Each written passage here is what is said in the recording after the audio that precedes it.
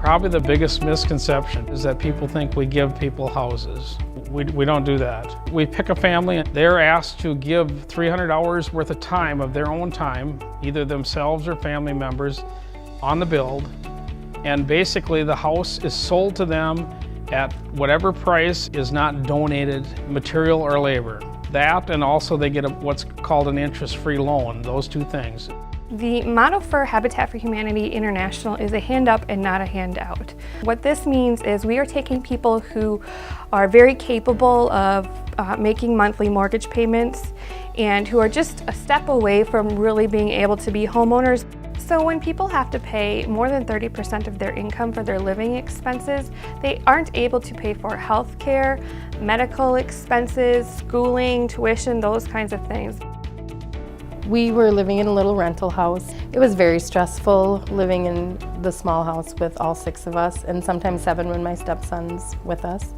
When you're selected to be the partner family for Habitat for Humanity, you have certain requirements that you need to meet, just like any traditional mortgage. They ask for a certain percentage down before the build, and they ask that you participate regularly in the building of the home in whatever parts you're familiar with. My husband participated in the building. He became very close with the head builder. They remained close as well, so it built a good relationship for that. I did a lot of the painting and the staining of the woodwork. So one of the ways we're able to keep costs down for homeowners is by donated materials and donated labor, or at-cost materials. This keeps the mortgage down for the homeowners and allows them to be in a secure financial situation. People that rent don't pay very much property tax. So obviously if someone owns a home and is paying taxes, they're helping the community in that way at large. One thing about Habitat for Humanity that people don't always know or see is that once a person or family takes over the ownership of the home, their lives change dramatically. Their health improves, their financial situation improves. Many adults go back to school. They're able to get off government assistance programs. Really, when people donate to Habitat for Humanity, they're helping other people get off government assistance and lowering the costs for taxpayers. Since we've moved here, I started going to college in Mankato. I'm on my 3rd year now, and I feel that the stress that I was under in our little home prior to this, I didn't have any motivation to do that because I always had another worry on my mind. And this has helped me seize my worrying and help me move forward in my life to set a good example for the children. After the foreclosure crisis in 2008, Habitat for Humanity International wanted to broaden their service areas and offer assistance to a new demographic. With this, they came up with the neighborhood revitalization, and that helps neighborhoods and communities with repairs of the aging housing stock.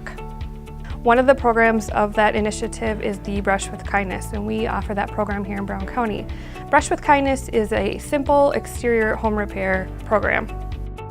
So we look for volunteers of all skill levels. We offer opportunities on every front of the project, even if it's just making lunch or organizing fundraisers with us. Other opportunities that volunteers can do is staining millwork or painting or picking up around the property or helping with landscaping. It's not always actual construction work that we have. There's tons of opportunities to help on these projects.